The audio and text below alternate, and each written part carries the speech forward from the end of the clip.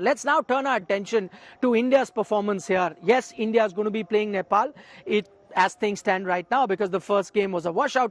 Pakistan have already qualified for the Super Fours. For India, it's a must-win game against the minnows that are Nepal. But what happened in the Pakistan game? That's still the talk of the town. Harbhajan Singh joins us live on the program. Harbhajan, first up, I'm going to talk to you about, the biggest talking point right now. That was the performance of India's top order. They were struggling once again. It was a common theme. You get a left-arm fast bowler, and then he knocks over two of India's stalwarts in Rohit Sharma and Virat Kohli. Once again, that proved to be the case. It's a recurring thing right now with the Indian top order.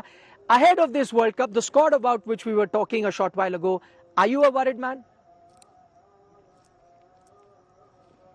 No, I'm not worried at all because this is part and parcel of the game. And of course, it's becoming quite of a habit now for left arm seamer to come out there and do the job against the Indian openers. But I'm hoping, this performance, whatever we saw today, stay till today only, from next match onwards, we'll see the different batters, performing the way they have performed against the other bowlers. They'll showcase their talent. Rohit will score runs. There's no doubt about it, and so is Virat Kohli. One of those days, I just want to give it to these guys. They didn't get going, but yes, credit to Shine and the other bowlers. They bowled well and they got the rewards as well. But still, India managed to put up 266 was a big target on this board. Okay, fair point. Harbhajan Singh says he's not worried at the moment. He thinks the Indian top order has it in them to come good sooner or later.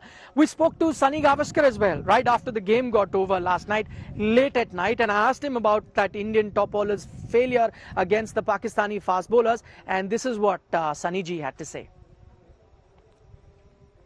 What did you make of Shubman Gill's inning? Because it's now been an extended bad patch that he's going through since the WTC, then the West Indies tour.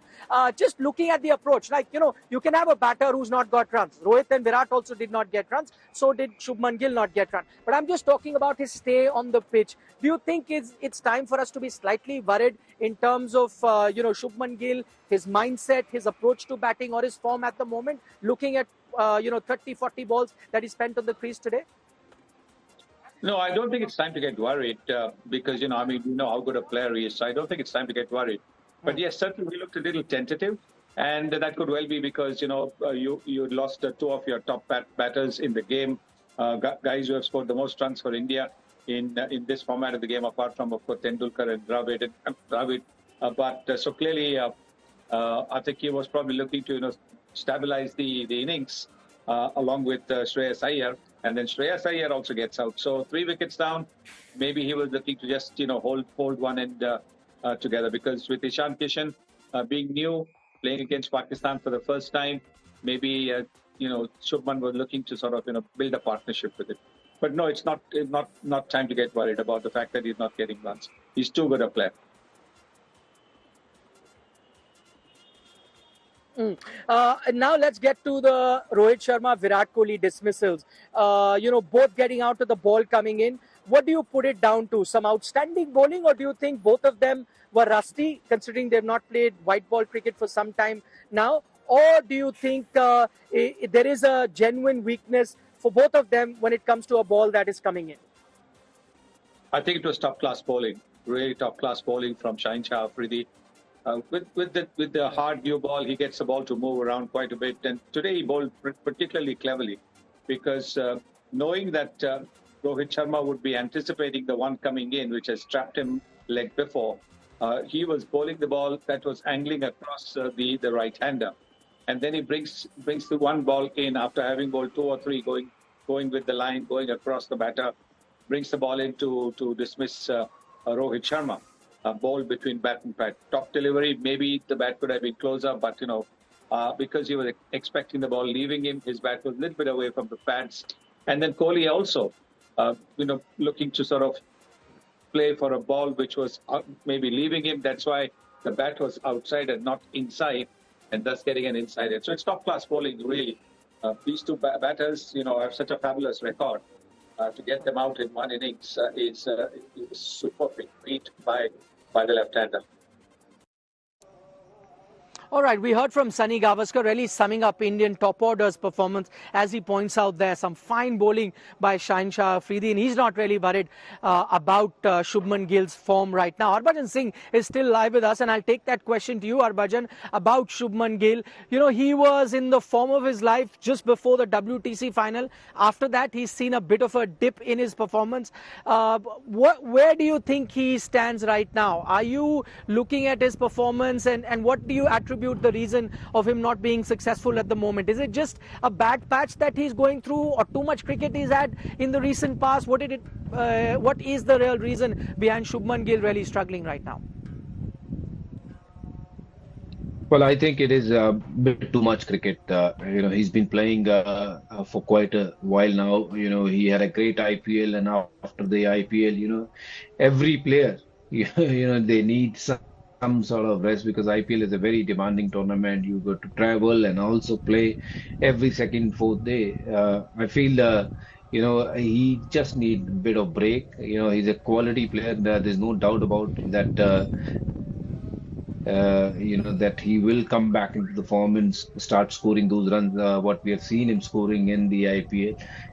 I believe that, there's nothing wrong with his technique. There's nothing wrong with his kind of batting, what he's doing. But it's just that that confidence is a bit lost. And I'm sure, if he'll give himself a bit more time, he's going to come good.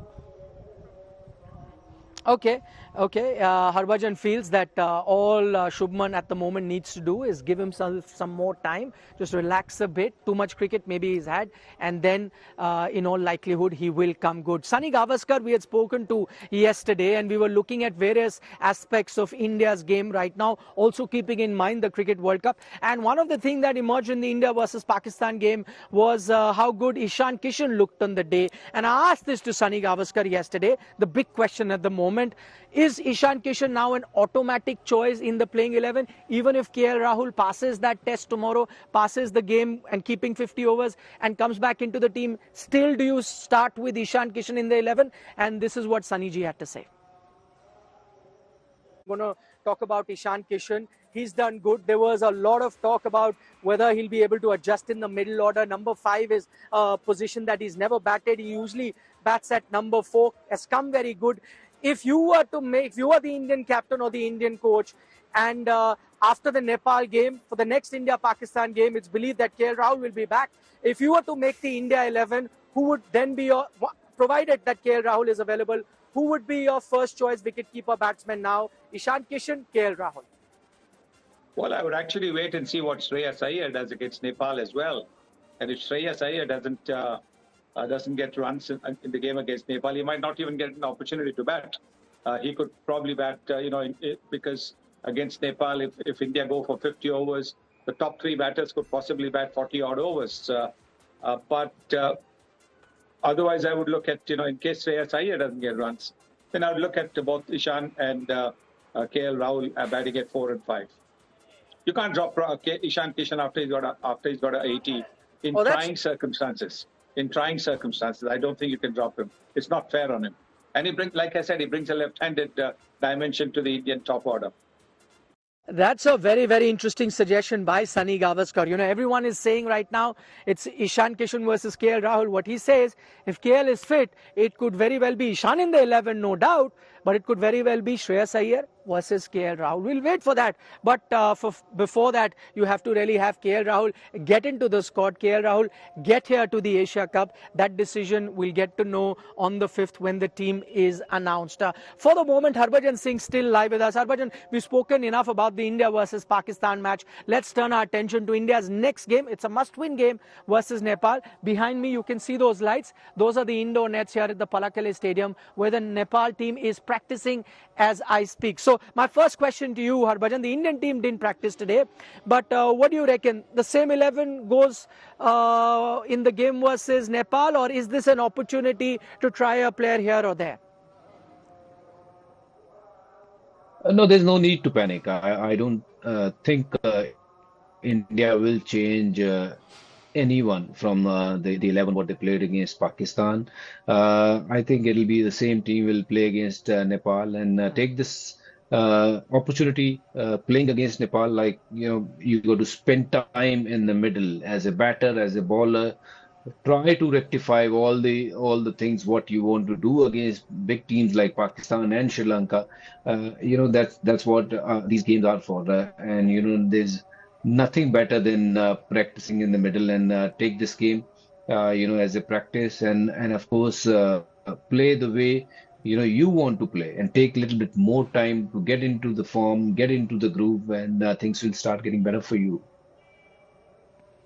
Okay, Harbhajan Singh says no need to make any changes to the playing 11, so you're unlikely then to see Akshar Patel come in or Mohammad Shami get a look into the Indian team, or even a Sanju Samson or a Prasidh Krishna get a chance. Maybe India will go in with that 11 also, because India did not get a chance to bowl in the previous game versus Pakistan. So that's one thing, Harbhajan, that you want the same team to play. But what is it that the Indian team can look forward to, apart from, of course, ensuring that they win this game, not take any opposition lightly? But are there a few areas that the Indian team can look to achieve in the game versus Nepal, keeping in mind some tougher opposition going forward in this Asia Cup and then the World Cup? I think India need to just play like India, Team India. They have brilliant players, unbelievable talent. They just need to spend a little bit more time on the stump. I think the more they stay on the wicket, more they're gonna score runs. And of course, they didn't get to bowl. I think 266. Even though we are talking that 20, 30 runs short, but I believe that 266 was quite a challenging total on this wicket. Mumra could have done well on this wicket under the light ball, would have swing. So I believe playing against Nepal will give them the opportunity to uh, uh, do better than what they have done so far against Pakistan, and then come back better in the next game against Pakistan. All right, Harbhajan Singh, we'll leave it at that. Thanks so much for speaking to India today, setting up that India versus Nepal game that is going to be played here at the Palakele International Stadium.